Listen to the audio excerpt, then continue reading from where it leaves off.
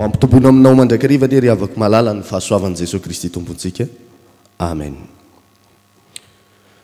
Anio no alahady izay ivondronantsika ambavaka indray eto anivon'izao trano fiangonana izao. Ary alahady izay mbola ibanjinantsika ny loha-hevitra izay iraisan'ny fiangonan'i Jesosy Kristy eto Madagasikara manao hoe vavolombelon'ny fitsanganan'ny tompo ny mino. Ny liturjia amin'ny endriny faharoa no anatanterantsika n'izao fanompoam-pivavahana izao. Ka ny salamo fahavalo ambin'ny folo amby zato, ny andininy faefatra amby roapolo ka hatramin'ny fahasivy amby roapolo, aorian'izay dia ny hira eny amin'ny fafana no tanterantsika, ary tsy hipetraka isika raha tsy vita ny vavaka. Salamo fahavalo ambin'ny folo amby zato, ny andininy faefatra amby roapolo ka hatramin'ny fahasivy amby roapolo, dia ny hira eny amin'ny fafana ary tsy hipetraka isika raha tsy vita ny vavaka. Nitsangana ry avako dia hideran'ny tompo isika. Iarahantsika mamaky ny salamo amin'ny anaran'i Jesosy Kristy tompontsika manao hoe: ity no andro nataon'i Jehova, hifaly sy ho ravoravo amin'izao isika. Mifona aminao aho Jehova, vonjeo hoe mifona aminao aho Jehova, ambiny hoe ho tahinany izay avy amin'ny anaran'i Jehova. Avy ao an-trano Jehova no hitsofanay rano anareo. Andriamanitra Jehova ka mampazava antsika. Rohiziko feno fanaty-pivavona na dia altara azy. Andriamanitra ianao ka hideranao aho. Eny, Andriamanitra ka hanandratra anao aho. Miderahany Jehova fa tsara izy, eny mandrakizay ny famindram-pony. Amen.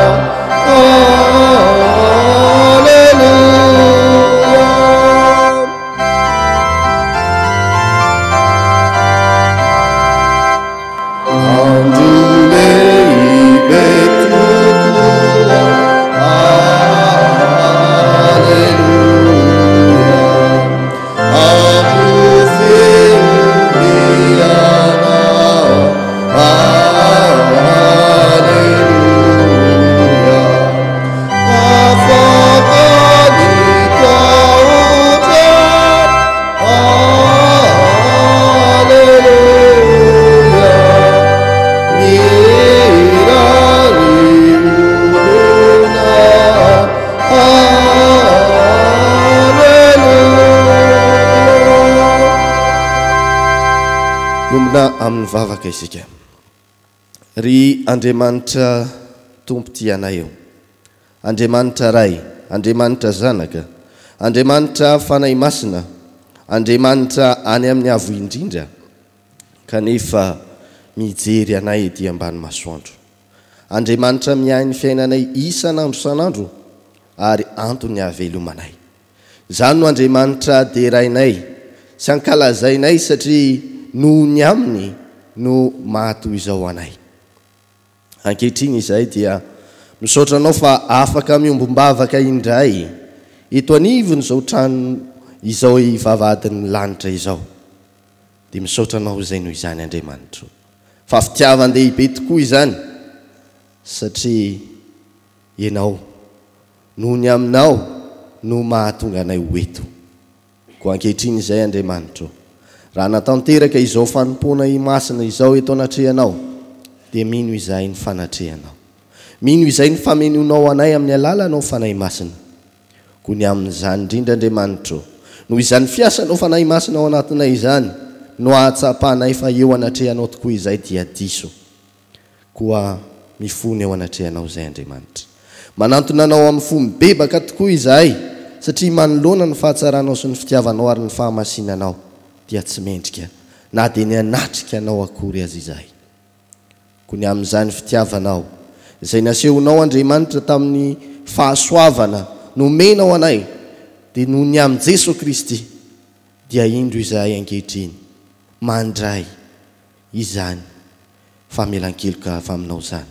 Koa indreto izahay Andriamanitra ankehitriny eto anatrehanao vory amin'ny anaranao ary anatanteraka ny asa fanomponanao ka ho feno ny voninahitrao izay rehetra ho tanterahanay amin'ny anaran-tsonao Jesosy Kristy tomponay eo.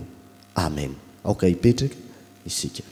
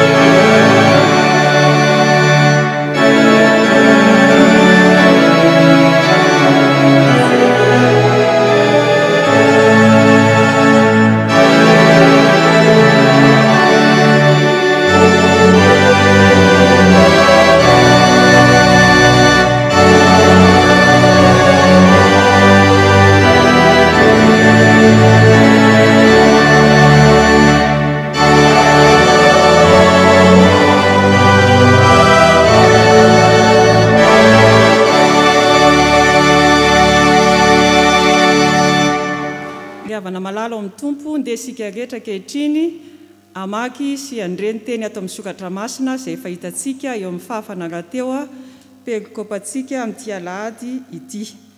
Boky ny Isaia mpaminany toko faha 20, andininy faha 2:10 ka hatramin'ny faha 7:10. Filazantsara ny Jesosy Kristy araka ny Jaona toko faha 2:20, andininy faha 20 ka hatramin'ny faha 10:20. Ary ny epistily faharoa soratan'i Paoly ho an'ny Korintiana toko faha 4, andininy faha 9:20 ka hatramin'ny faha 9:20.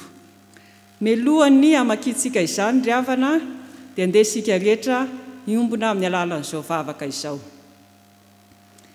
Andriamanitra raha izanaka ary fanahy masina, misaotra sy mankasitraka anao izay, noho ny fahatsarahanao ka hitehirizanao anay rehetra ao ambany famindram-ponao, mahatoy izao anay tsirairay avy. Mandalo zavatsarotra ity firenena ity, eny izao tontolo izao mihitsy aza Tompo, kanefa tsapanay ny tana maherinao, mitondra ny zanakao, ary dia izany indrindra Tompo ny falianay isaoranay anao, fa ny fanekenao dia tehirizinao anay, ho an'ny fiangonanao, ho an'izay matoky anao.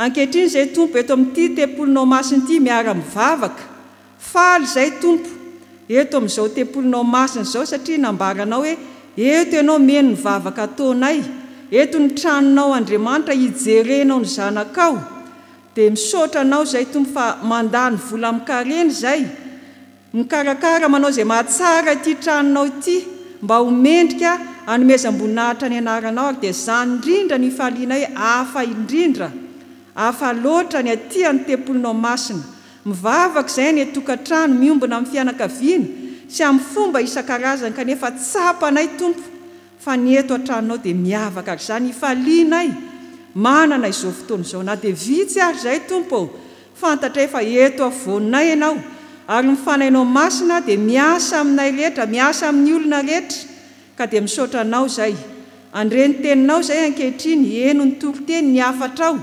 izay mampangetaentanay isan'andro satria sakafo mamelona anay mitahiry ny finoanay ka nandritra n'izay ray volana izay tsy niarana mivavaka teto amin'ny tempolinao masina izay dia nanana ny teninao izay efa niainanay sy ny velomanay nitezainanay hatramin'ny fahazaza izay ka izany mbola mato izao anay mijoro amin'ny finoana ho vavolombelon'ny fitsangananao amin'ny maty ary ho vavolombelonao mandrakizay misaotra tompo ny asan'ny fanainao masina mitahiry ny fiainan'ny fiangonana ary inona sy antenainay fa tsy izahay eto aparibe famonjena ihany fa ny fiangonanao Jesosy Kristy manerana izao tontolo izao mitenena ary tompo miasa amin'ny alalan'ny teninao fa ny teninao ny fiainanay ny teninao dia manana ny hery sy ny fahefana rehetra ka izany teninao izany tompo ho aminay tsirairay avy tsy izay miary amin'ny vavaka eto ihany fa amin'ny fotoana izay andrenesan'ny olona any amin'ny isan-tokantrano any izao fao ny pompivavahana izao dia hiasa ny teninao satria izany teny izany mantsy dia ianao izany Jesosy ilay teny fiainana miara-monina aminay ankehitriny ary miara-monina aminay amin'ny fotoana rehetra ihany koa ka izany teninao izany tompo marina aminay ahatonga nay rehetra anana fiainana mandrakizay santarinay amin'izao andro pahavelomanay izao ary iainanay amin'ny fahafenona rahatr'izay any an-danitra any iantsoana ao anay tsirairay avy dia mitenena Jehovah tompo fa mieno anao izay zanakao amin'ny anaranao Jesosy ilay lohan'ny fiangonana amen. Vakitsika ary havana ny tenin'Andriamanitra vakitsika misesy amin'ny anaran'i Jesosy boky ny Isaia mpaminany. Jehovah avo ny tananao nefa tsy jeren'ireo tsy maintsy ho jereny ihany anefa ny fahasari-piarinao amin'ny olonao ka homenatra izy eny afo no andevona ny fahavalonao. Jehovah manorina fiadanana ho anay ianao fa ny asanay rehetra dia tanterahanao ho anay. Jehovah Andriamanitra eo tsy ianao ihany nefa nampanompo anay fa tompo hafa koa nefa ianao lery ihany no azonay mankalaza ny anaranao. Ny maty tsy ho velona intsony na ny matoto tsy mba hitsangana fa novalianao izy ka naringanao sady nolevoninao avokoa ny fahatsiarovana azy. Nampitombo ny firenena ianao Jehovah eny nampitombo ny firenena ianao ka nahazo voninahitra ho anao. Nitarinao alalaka avokoa ny faritry ny tany. Jehovah noho ny azo pahoriana izy dia nitady anao, noho ny aran'ny famaizanao izy dia nanao vavaka anakapo tahaka izay bevoka efa madiva hiteraka ka miolanolana sy mitaraina noho ny faharariany dia tahaka izany izay teo masonao Jehovah. Efa bevoka izay, efa nihetsi-jaza izay, efa tahaka ny nitera-drivotra izay, tsy navita famonjena ho an-tany izay ka tsy niteraka ny mponina amin'izao tontolo izao. Ho velona indray ny olona izay efa maty, ny fatin'ny oloko hitsangana, koa mifoaza sy miobio ianareo izay mandry ao amin'ny vovoka fa ny andonao dia tahaka ny andon'ny fahazavana ary ny tany hiteraka ny maty. Zaona toko faha 2. Dia nitodika Petera ka nahita ny mpianatra izay tiany Jesosy manaraka dia le niankina tamin'ny tratrany tamin'ny fisakafoana ka nanao hoe Tompoko iza no amadika anao? Koa rehefa nahita azy Petera dia hoy izy, Tompoko, inona no amin'ity lehilahy ity? Hoy Jesosy taminy, raha tiako hitoetra izy mandra-piaviko ahoanao izany fa manaraha ahy ianao. Ary niely tamin'ny rahalahy izany teny izany fa tsy ho faty izany mpianatra izany. Nefa Jesosy tsy nilaza taminy fa tsy ho faty izy, fa raha tiako hitoetra izy mandra-piaviko ahoanao izany? Izy no ilay mpianatra izay vavolombelona manambara izany sy nanoratra izany ary fantatsika fa marina ny fanambarany. Ary misy zavatra maro hafa koa izay nataony Jesosy ka raha voasoratra tsirairay avokoa izany rehetra izany ataoko fa izao tontolo izao aza dia tsy omby ny boky voasoratra. Korintiana 2:4. Ary tsy ketraka izay fa na dia mialevina aza ny toetra ivelany dia avaozina isan'andro kosa ny toetra ianatiny. Fa ny fahoriana maivana izay vetivety foana dia mainka miasa fatratra indrindra ka mahatanteraka voninahitra mavesatra maharitra mandrakizay ho anay raha tsy mijery ny hita izay fa ny tsy hita, fa ny hita dia vetivety foana fa ny tsy hita no haharitra mandrakizay. Amen. Ray masonao manamasinana amin'ny fahamarinana ny teninao ny fahamarinana. Amen. Tsangana sika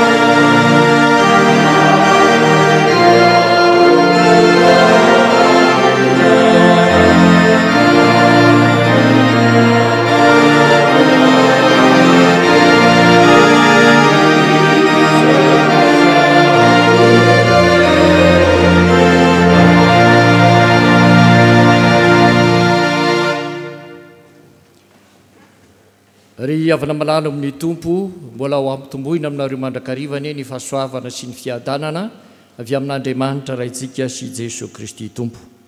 Andery havana sokafantsika ny baibolitsika dia ataovy eo anatrehanareo ny filazantsara ny Jesosy Kristy izay nosoratany Jaona.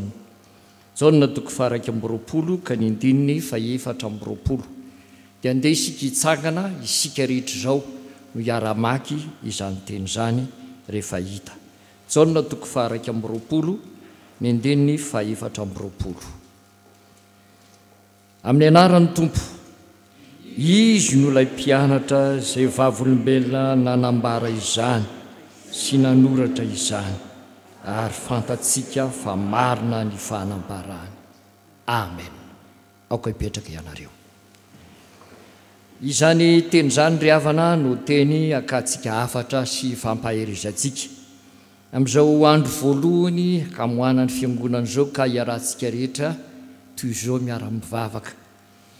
Raha izaho sy ianao izay tonga afaka manatrika ka hoe ity no andro voalohany nisokafan'ny fiangonana ao anatin'izao toe-javatra misy manerana ny tany sy eto amin'ny firenentsika izao dia misaora manokana ianao ny tompo hoe tompo izahay izany lay mpianakavy ny finoana natokanao hiara hivavaka voalohany ao anatin'ny fiangonana raha vao nisokatra ny fiangonana.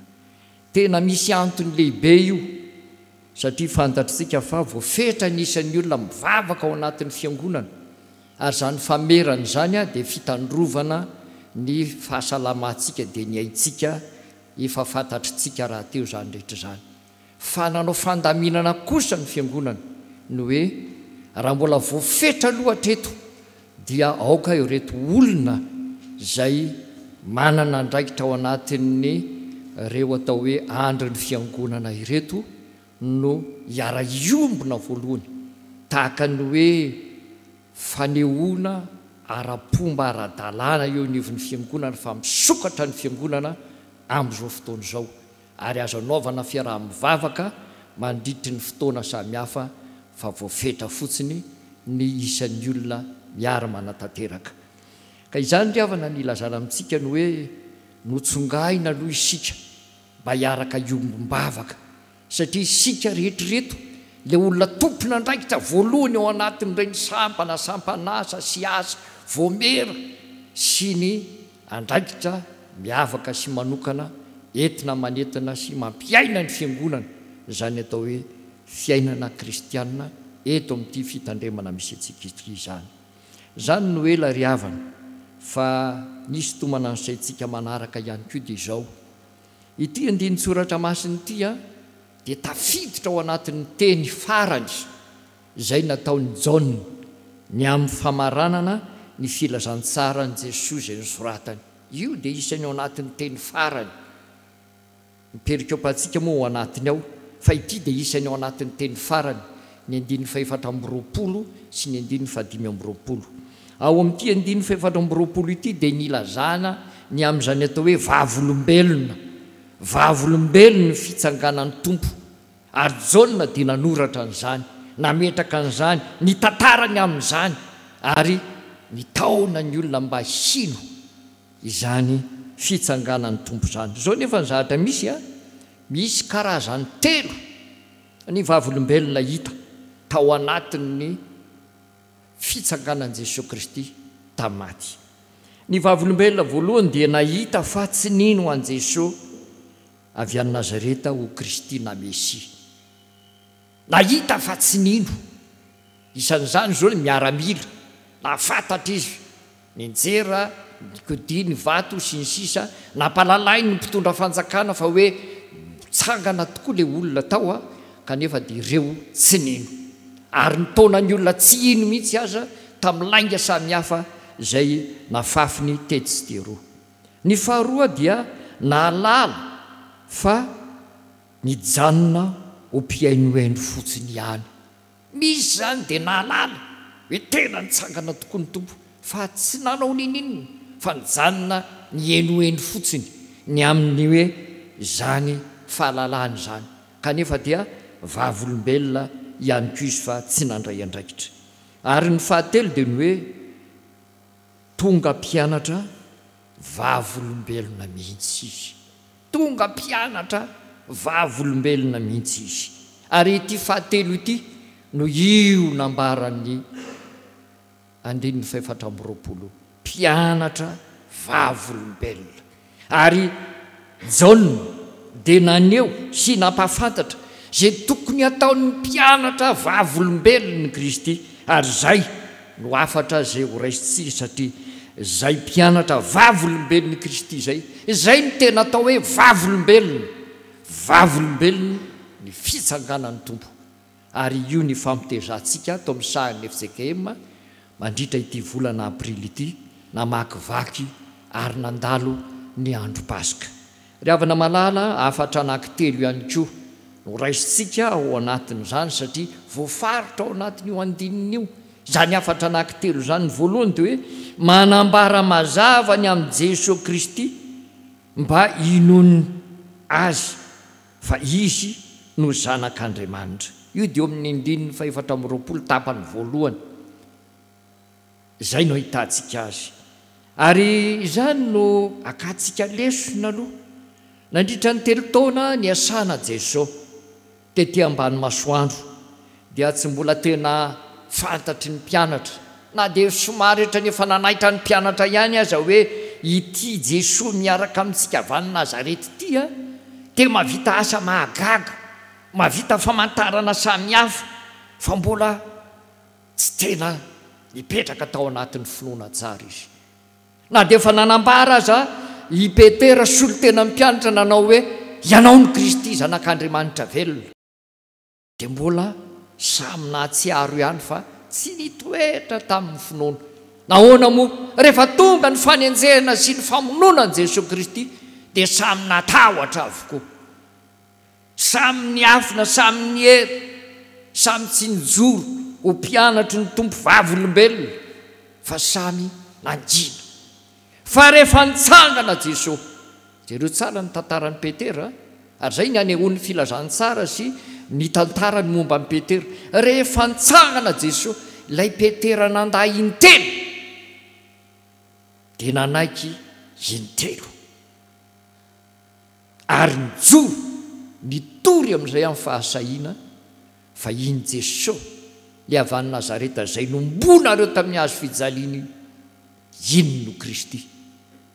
iny le zanak'Andriamanitra, iny le Andriamanitra zanaka tonga dia ty ambany masoandro. Zany zavatra zany ry havana dia entina maneho fa ilay fitsanganan' Jesosy tamin'ny maty dia nitondra hery sy aina vaovao ary fomba fijery sy finoana vaovao tao anatin'ny mpianatra ny amin' Jesosy Kristy, ary natonga azy nijoro ho vavolombelona marina amin'izay fa tena mpianatra Kristy izy manaraka an' Jesosy ka nanambara marina izany Kristy sy zanak'Andriamanitra an' Jesosy ilay avy any Nazareta izany. Ry havana malala amin'ny Tompo, Paoly apôstôly dia nahita sy nahalala tao anatin'ny fotoana izay nandraisany anjara sy ny andraikitra maha-apôstôly azy.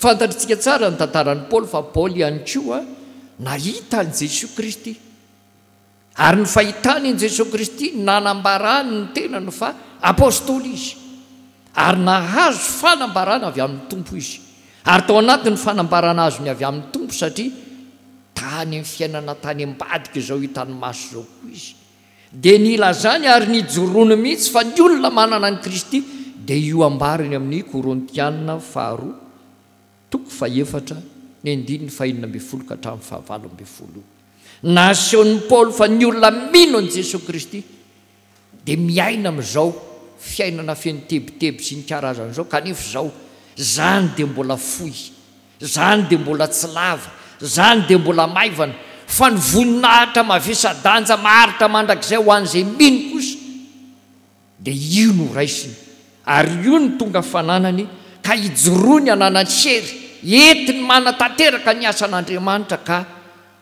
fahafatesana azy dia sahany hijoroana ho sedrainy, satria ilay voninahitra maharitra mandrakizay dia tsy mbe sorina amin'ny intsony fa ho azy amin'ny fiainana rehetra, santariny dia ny aty zany, ary ho azy mandrakizay hatrany amin'ny farany dia ny mandrakizay eo amin'ny Kristy zany. Ry havana malala rehetra ao amin'ny Tompo, manany zany fahasainy zany sy fahaizana ary zotom-po zany venao, satria zany ny tao amin'ny mpianatra. Ary Paoly raha nilaza ny teninao apôstôly dia nanono no mpianatra Kristy dia hitantsika tsara zany atao hoe zotom-po, fahasahina, fahaizana netiny zany, fa ny momba azy manontolo dia netiny nitoriana ny filazantsara ny Kristy, ary zany ny tiany ho tahafintsika, tiany ho tahafintsika zay rehetra nandray ny filazantsara, zay rehetra nandray ny finoana, zay rehetra mijoro ka manambara ny tena fa vavolombelona ny fitsanganan'i Kristy dia tahaka izany ihany koa.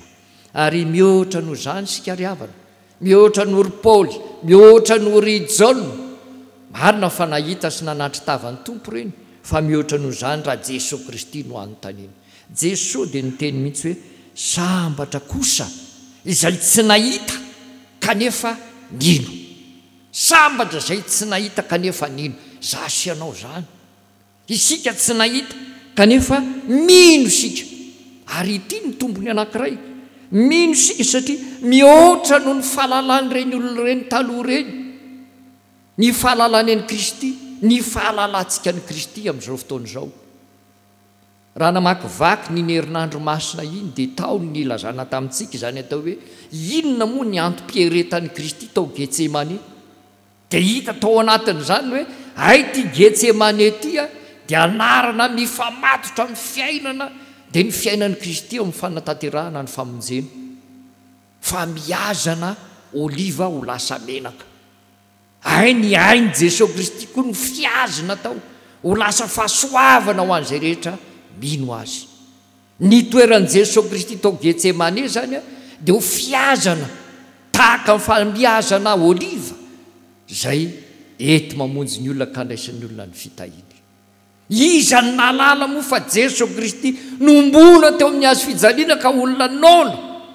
Jesosy dia tamin'ny takariva ny alakamisy ny ninakanina farany, nefa hatreo ambony hazo fijaliana izy mbola tsy ninakanina. Zakain'ny Tompo hatramin'ny anohanana zakain'ny tompo hatramin'ny fangiry firina satria lay miorana aroaro dovay dia karazana anti-inflammatoire hoe mba tsy hahelona ny fangiry firina dia ampisotroen'ity izy Jesosy tsy netininana an'izany fa netsehony Jesosy hoe etiko avokoa na ny fangiry firina na ny fanaintaina isika ankehitriny ry havana no mahalala an'izany isika ankehitriny no nampalalaina sy natoro ary nomena an'izany hoe iny Jesosy Kristy nika ka maty mosary teo ambony hazo fijaliana iny Jesosy Kristy nika ka tena niaritra ny fangiry firina rehetra sy ny fanaintainana faran'izay mafy zay voatapitra ny eny isika izany ary zay no nambaran'ny tompo hoe sambatra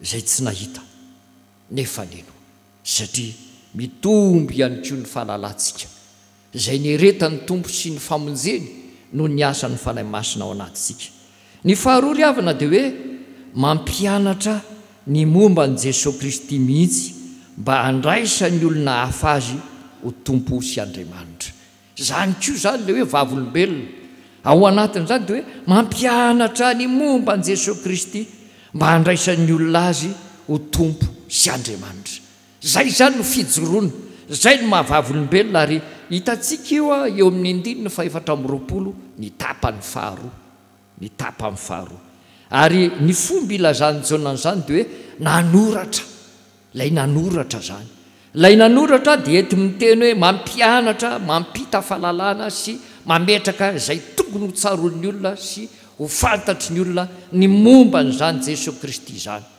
ary zao no ambara amintsika ry havana Jaona dia tsy mba nanoratra mihitsy fa tamin'ny fotoana farany izy vao nanoratra efa any amin'ny fahaterana any amin'ny 90 taona tany izy vao nanoratra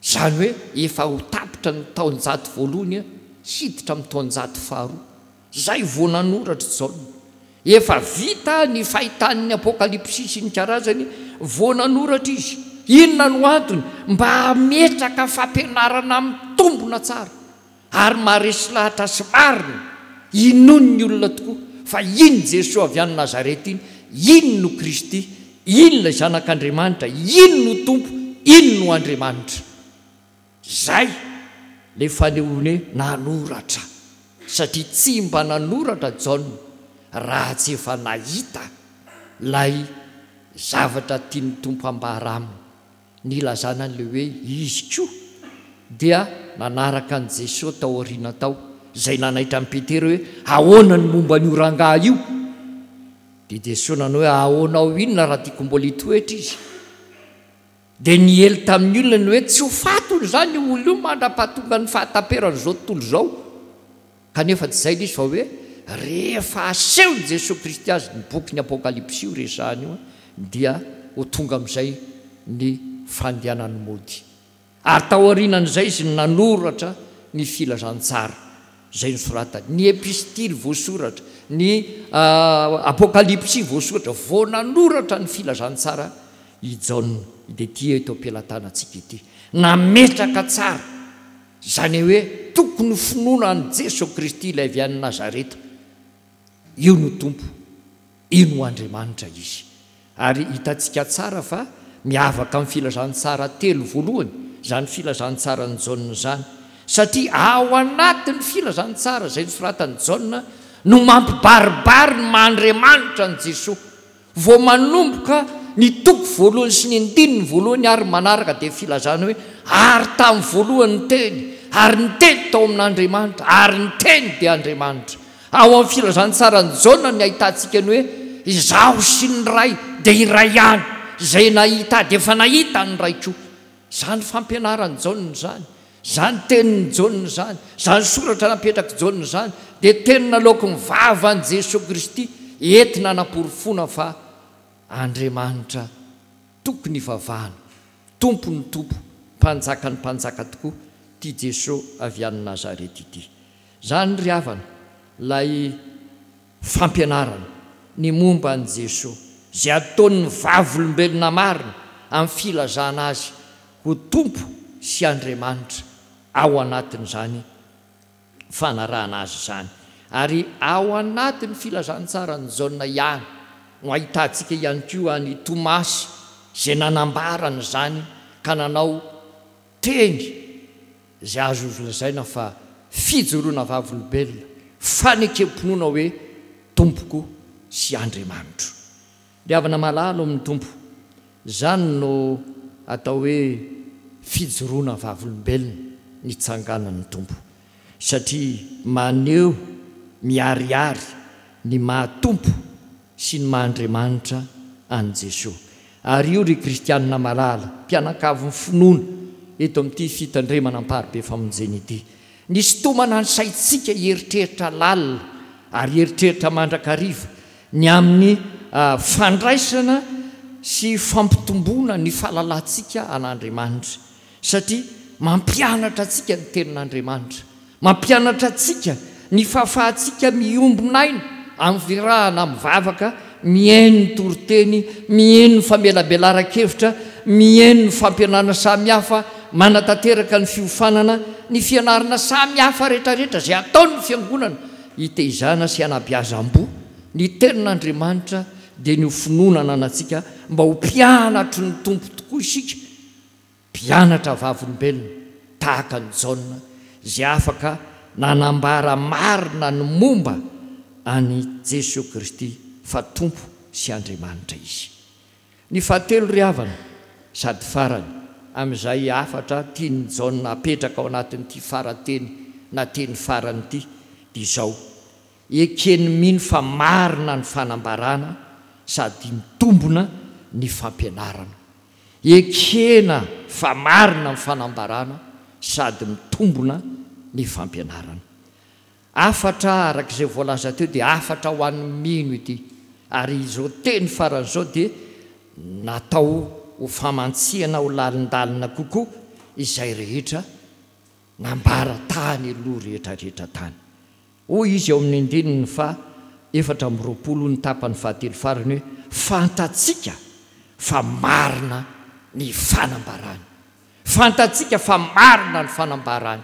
Ny fanambarany Jaona io lazaino io, ilay soratany rehetrarehetra tany aloha tany, ilay momba ny Jesosy, io le ambara hoe fantatsika fa marina ny fanambarany.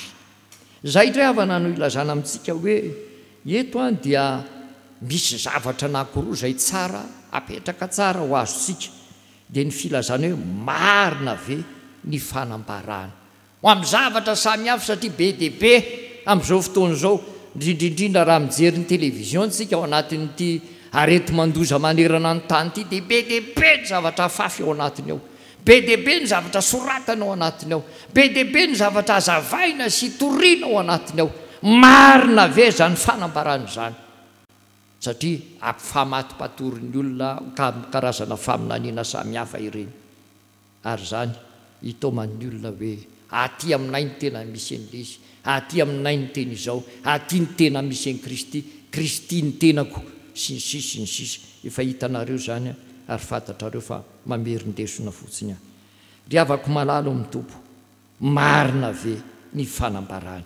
Satria eto ny Jaona dia marina zany fanambarany zany. Marina ve ny fanambarany? Milaza zay tokony momba ny tompo marina tokoa ve zany olona zany, arak'izay asehony ny soratra masina ary ny fampianarana atolotry ny soratra masina, sa mifanaraka amin'izay fanahy miasa ao anatin'ny fiangonana amin'ny fanoratana ny soratra masina, izany ambarany olona zany. Ireo zavatra ireo no ilazana fa hoe marina ny fampianarana anankiray, mifanaraka amin'ny soratra masina ve, ny fampianarana zay omeny ve, mifanaraka amin'ny fanahy izay nanoratana ny Baiboly, ilay tenin'Andriamanitra ampiasain'ny fiangonana ve. Zay zany isan'ny ilazana hoe misy zavatra mitombona sy marina zavatra lazay. Ny faharoa dia hoe mitombona ve ny fanazavana rehetra entiny anehoana ny heviny, marina ve ny fanambarana ny voalohany. Ny faharoa dia hoe mitombona ve zany fanazavana zany. Rehefa mihaino zany sika amin'ny televizion, amin'ny radio, dia zay ataovy ao an-tsaina hoe zany teny ataon'ilay olona zany zay manaitra sy mahaliana, ary tena mampateanaraka mihitsy alohan'izay anaovanao fanapaha-kevitra ampiatrao aminao ny fanontaniana hoe marina ve zany nambaran'izany nitombona ve mifanazavany satria zany no entina mijery ny fampianarana izay arahana satria efa maro ny mpaminany sandoka efa lasany amin'izao tontolo izao efa nanomboka hatramin'ny andro ny apôstôly zany ary zany no isan'ny antony nanoratany Jaona ity filazany tsara ity satria tamin'ny andro ny ainan'ny Jaona dia efa nisy le atao hoe gnostisisme tamin'ny fotoan'andro serainte zay olona zay dia nanoratra zavatra momba ny hoe iza moa io Jesoa avy any Nazareta io ary le Jesoa ivavahany kristianina io ary tsy maintsy nitoeriny Jaona zany ary naseho ao anatin'ny epistily sy izao filazantsara izao efa tamin'ny andron'ny apôstôly efa niseho re fa misy mpaminany sandoka ho avy ka hitonany olona hoe aty sy ary Kristy andeha anaraka anay na hoe izaho no Kristy ry havana malala ho mitompo zany rehetra izany no anafarana anao anio tandremo tsara fa maro ireny izay mitondra sy mitona anao miseho azy ho tena manam-pahaizana sy manam-pahalalana ny amin'ny fahalalana ny teolojia sy ny soratra masina miseho azy hoe nisehony Jesosy no nalainy Jesosy mifanany dia nampahitany zavatra tany ambadika tany sy ny sisa dia tonga miveriny eto ambonin'ny tany dia milaza zavatra samihafa sy ny sisa sy ny sisa nareo mahalala fa za tsy atoro fa misy zany ary ireo mieritreritra ny tenany hoe efa zava-baovao zany fa ampy zay fa lasa zay fa tonylany andro zany fiainana manaraka an' Jesosy voalazany baiboly zany fa zany Kristy zany efa iseho amin'ny endriny vaovao sy ny momba azy vaovao ndray ankehitriny fa izao no tokony ho izy ary izao no tokony hanarahana raha iandry an'izany satria efa tonga ny vanim-potoana efa tongavany Kristy eto an-tany fanondroany indray ry havana malala be loatra ary be mihitsy zany satria efa miaina ao anatin'ny vanim-potoana afaran'isika satana dia milofy mihitsy hamitaka ny kristianina ary ambaran' Jesosy zany hoe ary na dia ny olom-bofidy aza dia ho fitahany isika mihitsy ke no fitahany fa tsy ny olona zay tsy malala ny olona zay tsy malala tsisy rarahineny reny satria reny aza fa tsy mahalala fa izaho sy anao io mahalala io mihitsy ny tiany fitahany isika mihitsy ny tiany fingaliny isika mihitsy ny tena hifanoritany mba ho azy ary ho lavo eny am-pahandianana tsy hatateraka hatramin'ny farany ary zay ry havana ao anatin'ny vanim-potoana manahirana tahaka izao zay miteraka atao hoe kiolon-dalana eo amin'ny fiainana zao tontolo zao sy ny fiainan'ny fiangonana manerana ny tany dia ilazana amintsika fa hipotra avokoa ny fampianarana samihafa zay hafahafa rehetrarehetra sy ny fitenenany zavatra hafahafa amin'ny zavatra samihafa ary reny indrindra no hanafarana antsika soa fa mivoy zao fiangonana zao mba hahafahana mizara antsika ny tenin'Andriamanitra sy ny fampianarana mba hahatonga antsika hahay hanivana zay tena fampianarana marina tokony arahana hahay iaino tsara ny fampianarany fiangonana mba hitombotsika amin'ny finoana fa tsy tonga antsika indray hiparitaka ka manjary lasa very any ampiparitahana any fa mba hatonga antsika hivondrona sy hiangona ary tombo amin'ny fiarahana manaraka an' Jesosy Kristy ry havako malala ho mitompo raha tena teo vavolombelona marina tokoa isika ny fitsakanan'ny tompo dia meteza tahaka n'izay nambarany Jaona sy nolazainy ato anatin'izao tenin'izao mahay manambara marina ny an'io Jesosy Kristy io fa tena zanak'Andriamanitra tokoa ary ho tonga tena mpianatry ny tompo miteny sy milaza ny momba n' Jesosy Kristy fa tompo sy Andriamanitra mihitsy izy mba hahatonga ny hafa mba ino azy koa ary izany teniko zany fampianaranao zany ambaranao zany dia mba ho ekeny ny olona rehetra fa marina sady mitombona tokoa noho ny asan'ny fanahy masina mitary-dalana anao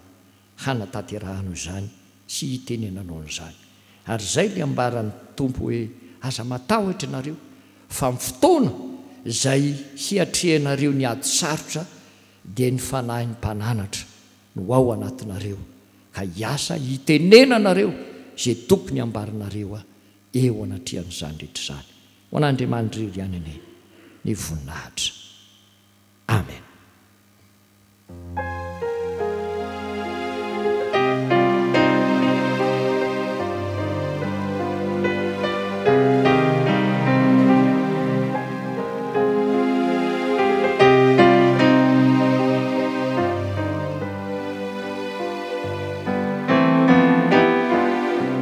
manoloana ny sitrapon'Andriamanitra ry afaka malala dia mahatsiaro tsy ho tanteraka isika ko andeha isika iobana amin'izao vavaka izao. Ry Tompo Andriamanitra io nasongadina taminay tokoa Andriamanitra fa misy vavolombelona karazany telo nahita ny fitsangananao. Tao ireo tsy nino sady ny taona ny hafa tsy ino. Tao ny mahalala fa ny hainohaino fotsiny ihany. Ary tao izay nampita taminay Andriamanitra ka tonga mpianatra vavolombelona nanoratra mahakasika an'izany mombanao Jesosy Kristy izany. Koa nomenao anay anio ny amin'ny toetra tokony hanananay mba ho mpianatra vavolombelona ho tompo tokoa izay. Koa anambara mazava ny mombanao Jesosy Kristy mba inon'ny hafa fa ianao tokoa ny zanak'Andriamanitra.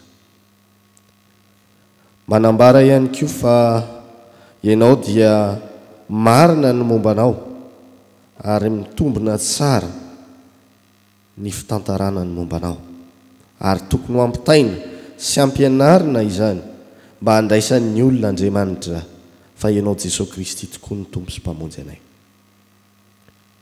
Mangatak'izay ry Tompo ho toetra anay izany. Mangatak'izay mba hanana anay hatrany ny fahazotoan'Andriamanitra hanambara no mombanao, ampianatra ny mombanao ary ampiely ny mombanao Jesosy Kristy izay mpamonjy anay. Koa ny fiainako avinay Andriamanitra dia aoka ho feno an'izany toetra izany ary ho fampiaranay izany dia rehefa hivoaka n'izao trano fiangonana izao izay iona amin'ny havana, iona amin'ny ireo namana sy sakaiza any an-tokantrano any dia mba hizara Andriamanitra ny mombanao Jesosy Kristy. Aoka ho toetranay izany ary aoka ho fiainanay. Noho ny aminao fanahy masina no angatahanay izany vavaka izany. Amen. Ankehitriny ry mpianatra vavolombelona dia aoka ianao hitsangana hanambara ny finoanao amin'ny alalan'ny fanekem-pinoana apostolika izay iraisantsika amin'ny fiangonana manerana izao tontolo izao. Raha antsika manonona izany amin'ny anaran'ny Tompo manao hoe: mino an'Andriamanitra ray tsy tompo-panao ny lanitra sy ny tany ary mino an' Jesosy Kristy zanan'ilay tokona tompo antsika izay nitotoroana tamin'ny fanahy masina nateraky Maria Virjiny nijalana napaka Pontio Pilato nombona tamin'ny hazo fijaliana maty ka nalevina nihidina tany amin'ny fiainan-tsy-hita nitsangana tamin'ny maty tamin'ny andro fahatelo niakatra ho any an-danitra nipetraka eo kavanan'Andriamanitra ray tsy to avy any eviny tsara velona sy ny maty. Mino ny fanahy masina aho, fiangonana masina manerana izao tontolo izao, fiombona ny olona masina, ny famelan-keloka, fitsanganana ny tena amin'ny maty ary ny fiainana mandrakizay. Amen. Aoka hipetraka isika. Ankehitriny ry avako malala dia angatahako ny tompon'anjara hitarika antsika amin'ny ny raharahany fiangonana izay tsara ho fantaritsika mahakasika amin'izao fiainam-piangonana izao.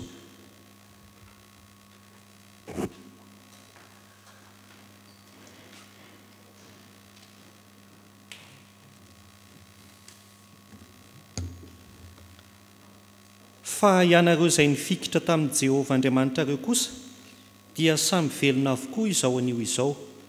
Deuteronomia 4:1-4 dia faly manatitra ny arahaba ho antsika tompony andraikitry ny rafitra rehetra amin'ny fiangonana amin'ny anaran'ny Tompo ry havana samy velonaina ka afaka mifanatry tavandray tao arian'izay fioboana mandritra ny 5 herinandro ka tsy nivoahan-trano fiangonana ka tsy nahafahantsika ny aona izay dia manonona trano ny fiadanan'ny tompo ao amintsika sy ny ankonantsika tsirairay avy. Ireto ara misy tsara ho fantatra vitsivitsy hampafantarina antsika. Misaotra ny tompo sika fa nateo aza ny tsy fisokafan'ny fiangonana dia afaka nanaraka tsy tapaka ny fanompoam-pivavahana tamin'ny alalan'ny Facebook sy ny site web ny fiangonana. Izany dia nanomboka ny alahady 5 Martsa hatramin'ity anio ity. Marihana moa fa izao marain'izao nanomboka tamin'ny 7 dia misy hatrany ny fanompoam-pivavahana nalefa tamin'ny Facebook. Akasitrahana ianareo ao amin'ny gazety taratry ny famonjena sy ny site web ary ianareo teknisianina izay mikirakira sy mampiaina ny fiangonana izany fanompoam-pivavahana izany. Dia hiezaka hatrantsika ny mbola apita izany araka izay mety mandra-piveryn'ny fotoana amin'ny ara-dalàna. Tao anatin'izao fotoana izao ihany koa dia tsy nitazapotsiny isika fiangonana fa nandray anjara fanampiana hatrany tamin'ireo nila sy nangataka izany. Ireto ara ny santionany tamin'izany. Soratra masina eto amin'ny fokontany dia nomena vatsy nandritra ny iray volana. Ireo mpiomana mpitandrina amin'ireo seminaire FJKM 3, seminaire Parabe, Ambatobe Vanja, Ambavady Mitafo izay tavela teto Antananarivo fa tsy afaka namonjy ny faritra ny Aviny dia nomena fanampiana entana ilaina amin'ny fiainana andavanandro ihany koa. Toy izay ihany koa ny toby eny Tambomena izay nitolorana fanampiana hoentina mikarakara ireo marary tsaboana eny an-toerana. Ho antsika rafitra rehetra kosa amin'izao fisokafan'ny fiangonana amin'ny ampahan'izao dia ampafantarina ianareo fa azo atao ny manatanteraka fivoriam-bavaka na fanompoam-pivavahana saingy manaraka hatrany kosa ny fepetranapetraky ny fanjakana dia fivoriana ho an'olona tsy mihoatra ny 50, manao sarom-bava avokoa, manaja ny elanelana 2 metatra, raisina avokoa ny anarana sy ny adresy ary ny larana finday, raisina ny maripana eo ampidirana. Ho antsika izay anatanteraka izany fivoriana izany dia angaviantsika hampafantatra mialohan'ny mpitandrina ny fotoana anatanterahana izany. Amin'ny fanompoam-pivavahana amin'ny herinandro izay ho tanterahantsika kosa ny asabotsy sy alahady ho avy izao dia irariana indrindra ho antsika izay tompona andraikitra nanatrika izao fanompoam-pivavahana izao mba tsy hanatrika izany intsony fa ho an'izay mbola tsy nanatrika kosa. Ny anjarantsika kosa dia mampafantatra ny fisian'ireo fotoana ireo an'ny kristianina satria misy amin'ireo kristianina eto amintsika tsy mba manana Facebook na adresy mailaka ka anaraka ny fandaminana izay efa napetraka. Ny sabotsy moa dia misy fidirana indroa amin'ny 7 maraina sy amin'ny 9, ny alahady misy fidirana in-3 amin'ny 7 amin'ny 9 ary amin'ny 1 Ho anareo vao miera kosa ny mpitendry, ny mpikarakara fafana, ny mpanao sono dia iangaviana ianareo mba handefa ny anaran'izay ho tompona anjara mandritra ireo fotoana ireo any amin'ny mpandrarahan'ny fiangonana.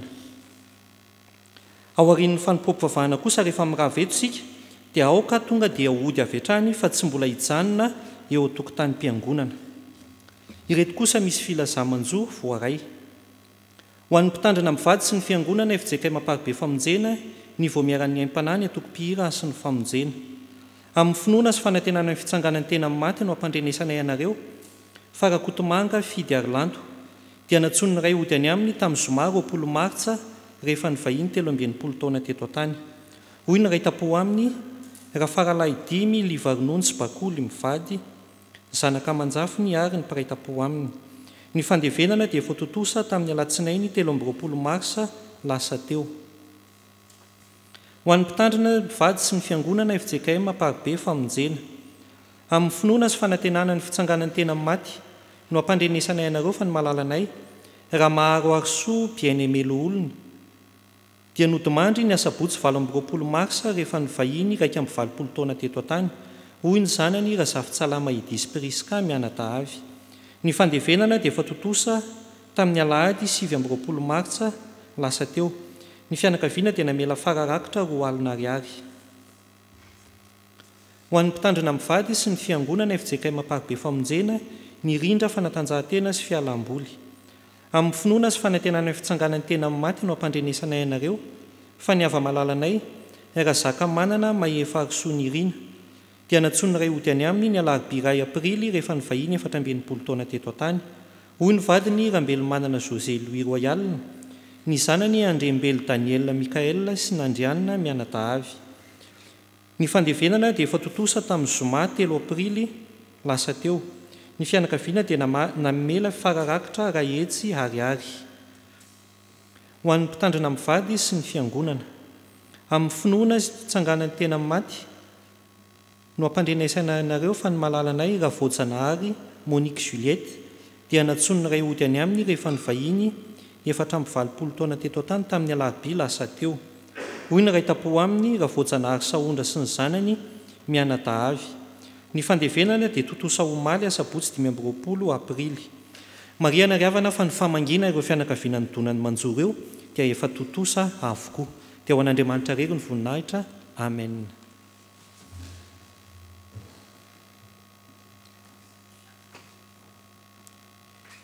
Finaritra isika mpianakavy ny finoana riavana izay afaka mifanatri-tava sy miombavaka ito amin'ity vavadiny landry ity amin'ity alahady voalohany sokafan'ny fiangonana ity.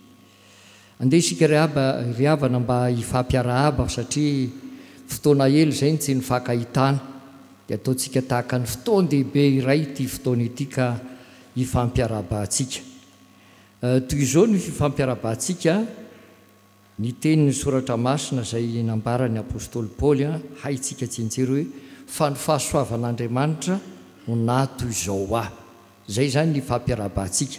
Ka ny fomba anaovantsika azy dia avokintsika ny tanantsika kavia dia atokintsika mitratra antsika, dia ny tanantsika kavanana kosa kopakopaka ohatran'izao mitsangantsika manao azy dia miteny an'izany dia mifampitodika tsika zay olona todianao zany ka le tokony ho raisy tanana dia izay no atao. Eny ariavana amin'ny anaran'ny Tompo.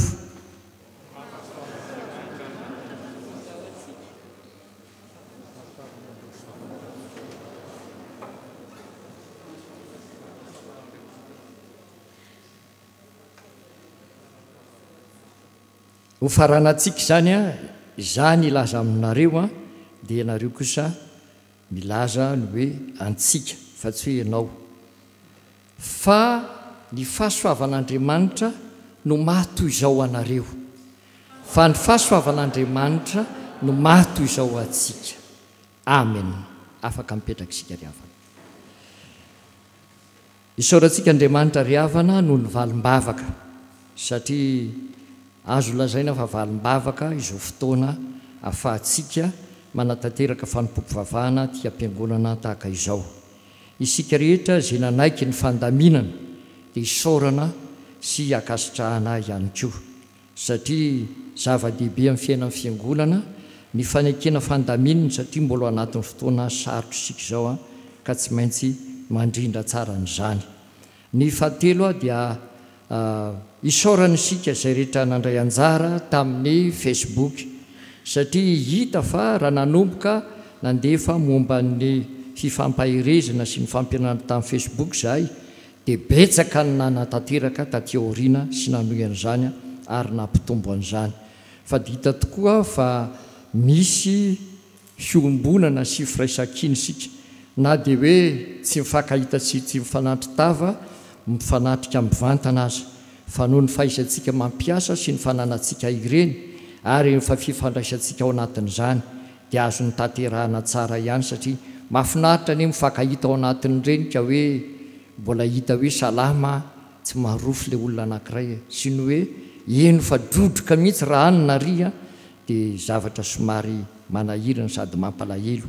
Fa eto kosa tsika dia sady nahazo fampahirezana atao anatin'ireny na azo firaritsoa ary nisy teny samihafa izay hita fa nampiompona sy nampiray.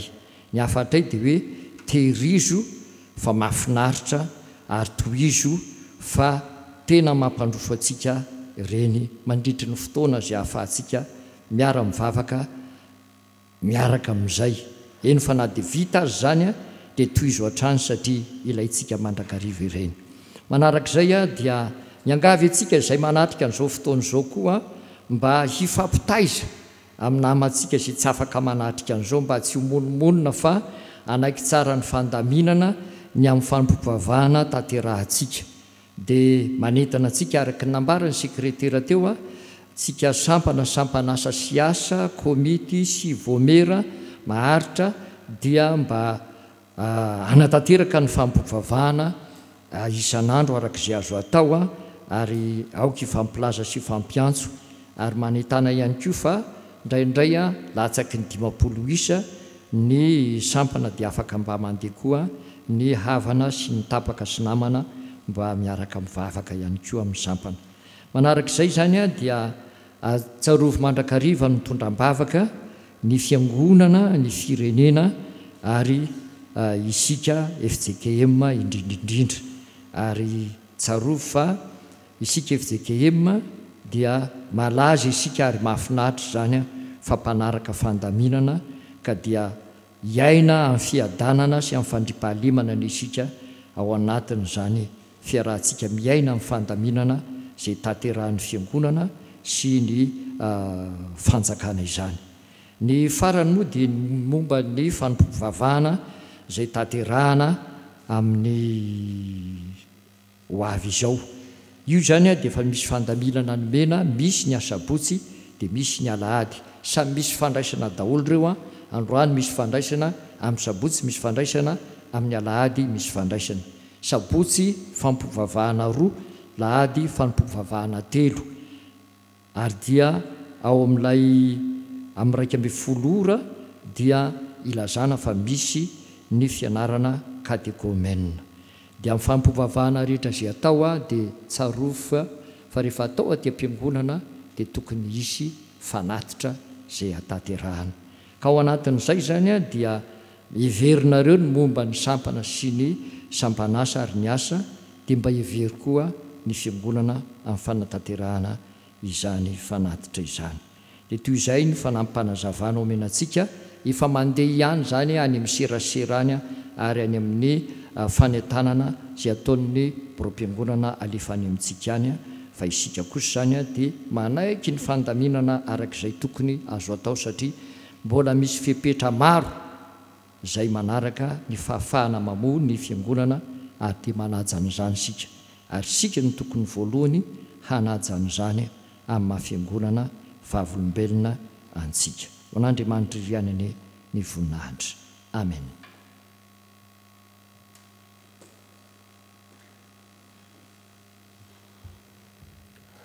Isaorantsika ireo nilaza izay tsara ho fantatra momba ny fiainan'ny fiangonana tamintsika teo. Iroso amin'ny rakitra sy ny fanomezana isika izao dia mangataka feokira avy amin'ny mpitendry iroson'ny tompony anjara amin'izany.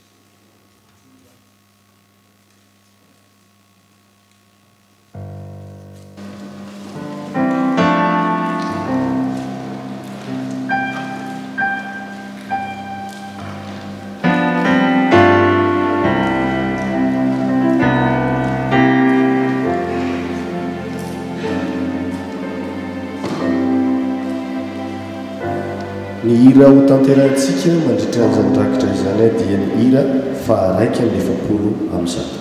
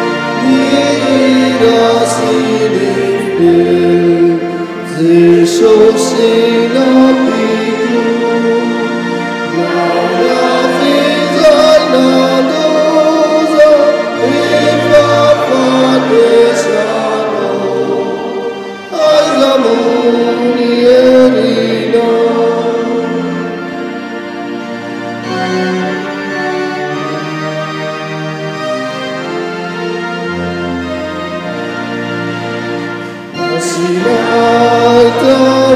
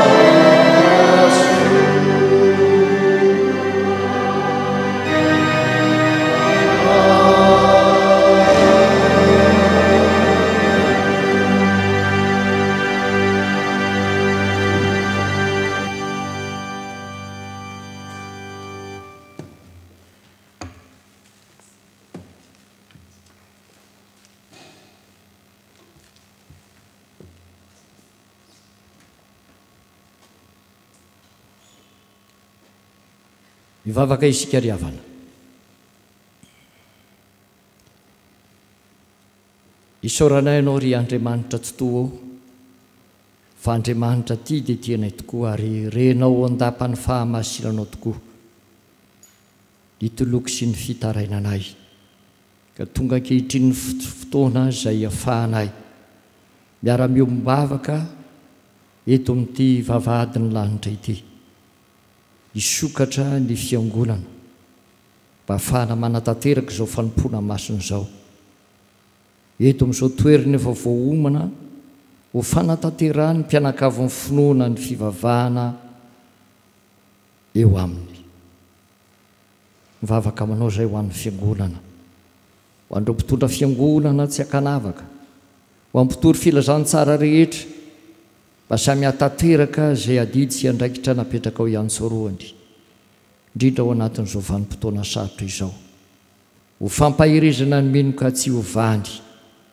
amin'ny finoana izay efa notanany fa maika azy fikirany amin'izany vavaka manao izay ho an'ny mpianakavy ny finoana eto amin'ity fitandremana misy anay ity tompo ao maro ny manana hetaheta teo tonga iara hivavaka teto tamin'ity fidirana nanokafana ny fiaraha-mivavaka tao anatin'ny fiangonana ity kanefa noho ny fandaminana tompo ary mahay manajanyzany zay noho ny aminao Kristy dia misy amin'izy ireny tafajanona ny hatrano ambetraka feno am-pelatananao ny fiainam-panahany izy ireny zay. Ny finoany sy ny fanantenany anao Kristy hitoetra sy handroso lalandava ary ho velona mandrakariva. Vavaka aminao zay ho an'ny sampana tanora kristianina zokiny izay isany manana fotoana ao anatin'ny fandaram-potoana ny fiangonana ny amin'ny alahady tahaka izao. Apetraka feno am-peladalanao ny fandaharana izay efa vita ka alefa mba ho hita ny mpianakavy finoana mba hirindra tsara. Vavaka aminao koa izay tompo ho an'ny fampovavahana rehetra ho tanterahana amin'ny herinandro avy io ary tsaronay miafaka amin'izany ny amin'ny asabotsy sy ny amin'ny alahady ary ny fampianarana ny katekômena.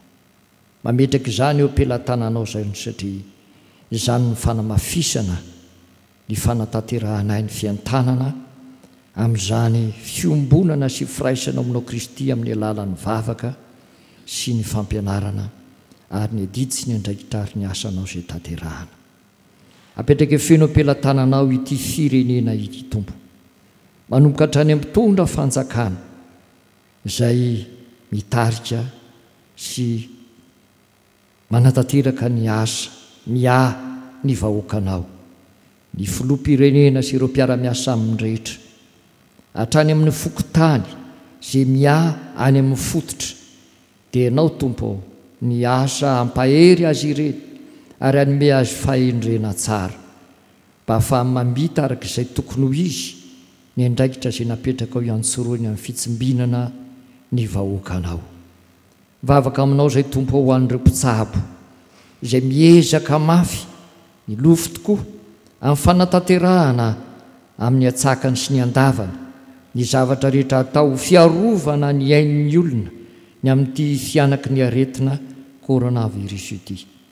Meo azy ireo ny fahendrena tsara sy ny fahamalinana Tompo, havitany izy ireo izany ady dia manandraikitra izay efa nakeny ny antsoroany ary nanoloran'ny tena izany. Vavaka aminao izay Tompo ho an'ireo mpitandro filaminana, ianao no ametrahanay azy ireo anana fahendrena tsara hatrany ka tena irindra sy lamina ny fiainan'ny vahoaka na ny andavanandro, eny fa na ny alina sy ny hariva aza, mba tsy hisy olona nararoatra ireny fotoana manginy ireny ka sady hamakitrano no anendaka fa hiara hiasa kosa ny mpitandro filaminana rehetra hitsimbona izany satria mbola misy ihany tratra hariva no ny adidy manandraikitra sy ny asa mandrarà. Vavaka aminao izay Tompo ho an'ny vahoaka malagasy rehetra sy ny vahiny miara-monina aminay eto Madagasikara ankehitriny.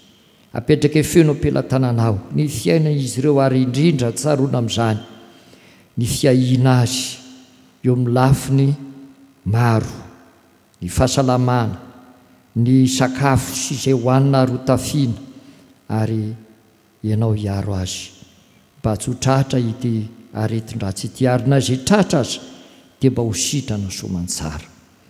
Vavaka aminao izay Tompo mba ho levona sy ho resy tokoa ary ho resy tanteraka izany valana aretina koronavirus izany satria tonga nofo ratsy ho an'ny rehetra eny fa nahatrany amin'ny ankizy madinika aza ny mandrehan'izany.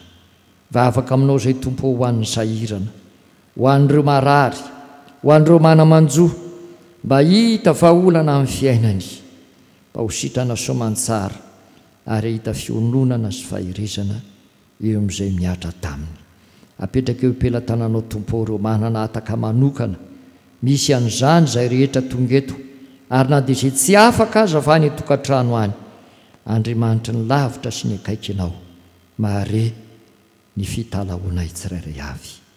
Vavaka aminao izay Tompo amin'ny fanorinay sy ny fikasanay rehetra, ny asanao izay azo tanterahana amin'iny herinandro iny ary ny fandaminana izay niraisina mba hirindra sy lamina tsara ka hanam-pifaliana izay amin'ny fanatanterahana izany rehetra izany. Ary izany vavaka izany Tompo tianay mandrakariva raha atao sy ampiarahana ary atao fitokana miaraka amin'ilay vavaka nampianarinao manao hoe: rainay eo izy any an-danitra mamasina ny anaranao, ho tonga aneny fanjakanao, atao aneny sitraponao, ety an-tany ho tahaka ny any an-danitra, meo anay anizianina sahazo anay ary mamelana elokay tahaka namelanay izay meloka taminay ary iza mitondra anay mifakam-panahy manafahanay amin'ny ratsy anao ny fanjakana sy ny hery ary ny voninahitra mandrakizay amen. Fampahafantarina antsika ry havana misy zany fandraisana fanasan'ny tompo izao dia miombona fanasan'ny tompo isika amarana ny fotoana isika ho tanterahantsika ny hira izay voalahatra eo amin'ny fafana amaky ny tondro zotro isika ary andray nitsodrano hitsangana isika fiangonana.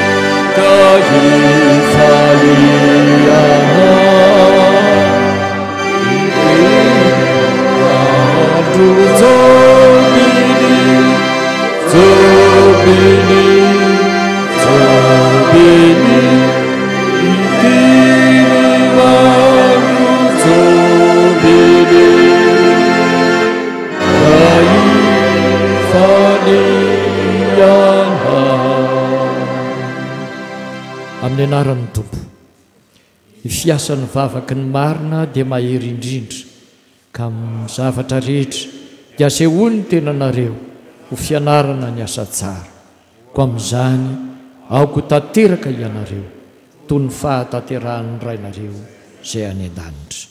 Amen. Ho tanteraka aminareo ny nitsodrano izay tononona amin'ny anaran'ny tompo.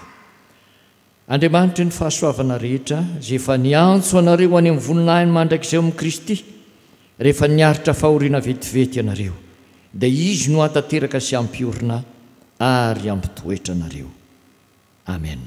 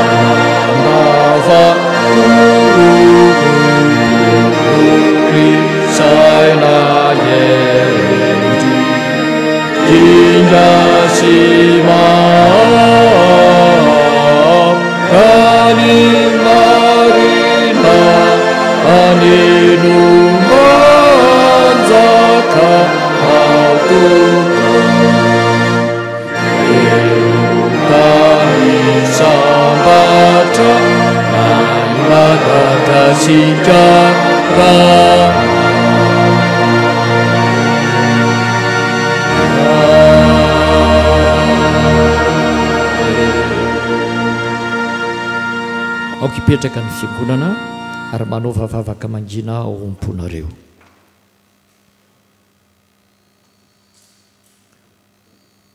Ho an'Andriamanitra ireriany any ny voninahitra amin'ny anaran'ny Ray sy ny Zanaka ary ny fanahy masina.